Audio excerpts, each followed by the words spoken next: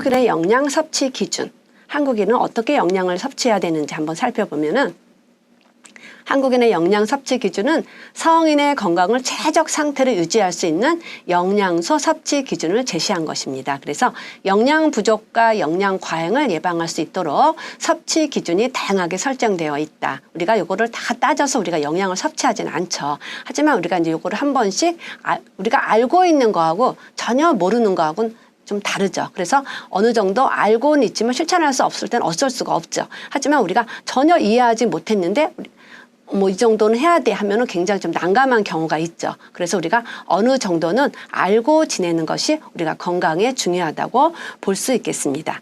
그다음에 과거 영양소 섭취 부족에 따른 결핍 문제, 뭐 영양 과잉으로 해서 불균형 문제가 발생하기도 했지만 요즘에는 더 이제 건강에 대해 신경을 쓰기 때문에 제시하려는 이제 목적이 있죠. 그래서 우리가 과거에는 잘 모르고 영양 과잉이 뭔지 결핍 문제가 뭔지 하고 지나갔지만 요즘에는 이런 것을 고려해서 제시하려는 목적을 갖고 있습니다. 그래서 한국 영양 섭취는 꼭 우리가 알 필요가 있기도 하지만 우리가 이걸 너무 신경 쓰지 않아도 된다는 거죠. 그래서 우리가 이런 거를 한번 제시함으로써 우리가 어느 정도 지켜야 되는지 생각할 수 있다는 거죠. 그래서 한국 필요량은 대상 집단을 구성하는 건강한 사람들의 절반에 해당하는 사람들의 일일 필요량을 충족시키는 값이다. 그렇죠. 모든 사람들이 이대로 할 수는 없죠. 그러나 대부분의 사람들이 영양 섭취 기준에 따라서 우리가 섭취해야 된다는 거죠. 우리가 뭐 이제 자세히 기억은 나지 않겠지만 뭐 하루에 2,000kcal를 섭취해야 된다. 뭐 하루에 2,300kcal를 섭취해야 된다. 우리가 다 기억할 수 있을까요? 우리가 어떤 거를 먹어야 그 정도를 섭취할 수 있을까요? 잘 모르겠죠. 하지만 우리가 너무 포만감을 갖고 배부르지 않게 어느 정도 5대 영양소, 비타민, 무기질 다 들어갈 수 있게 우리가 골고루 성인이나 영유아 시기에 제공하면 되겠죠.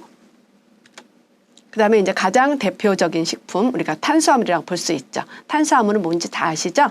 그렇죠. 우리가 밥을 먹는 거, 빵을 먹는 거, 밀가루 음식이나 곡류를 섭취하는 것을 우리가 탄수화물이라고 볼 수 있겠습니다.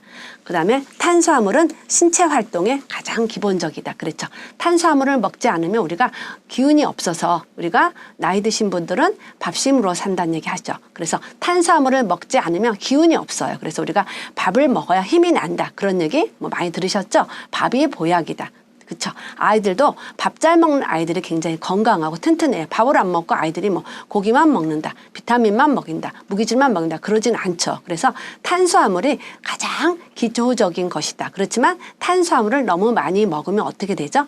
과잉으로 인하여 뱃살이 찌거나 살이 찌는 것이 축적되죠. 그런 거를 볼 수 있겠죠. 그래서 탄수화물 60% 가장 탄수화물을 많이 먹어야 된다. 그렇죠. 여기 보면은 우리가 빵 같은 거, 이제 고구마 같은 거 탄수화물이라고 볼 수 있죠. 근데 고구마는 굉장히 좋은 식품이죠. 식이섬유가 풍부해서 우리가 변비도 예방할 수 있고 이제 다른 탄수화물의 지방 비해서 좀 영양적으로 굉장히 좋다고 볼 수 있겠습니다. 그래서 우리가 탄수화물, 곡류, 빵, 밀가루 그런 것도 좋지만 탄수화물에 버금가는 다양한 음식을 섭취함으로써 우리가 영양소를 보충하는 것이 가장 중요하겠죠.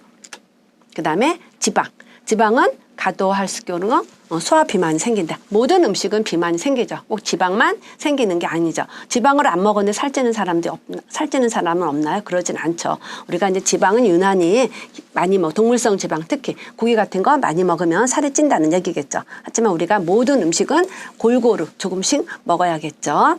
그 다음에 지용성 비타민의 흡수를 돕고 체온 조절하거나 장기를 보호하는 역할도 한다. 그래서 우리가 지방이 많은 사람, 좀 살이 찐 사람은 어떨까요? 이렇게 주위에서도 보면은 더위를 좀 많이 타죠.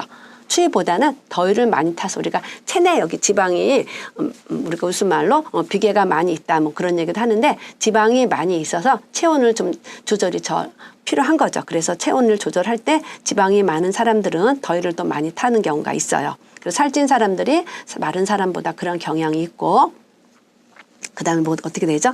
동물성 콜레스테롤이 수치가 높아서 동맥경화는 우리가 다 아시죠? 성인병의 대표적인 거죠. 그 다음에 이제 불포화 지방산은 콜레스테롤 수치를 낮추고 호르몬 생성 분비를 조절하고 영양을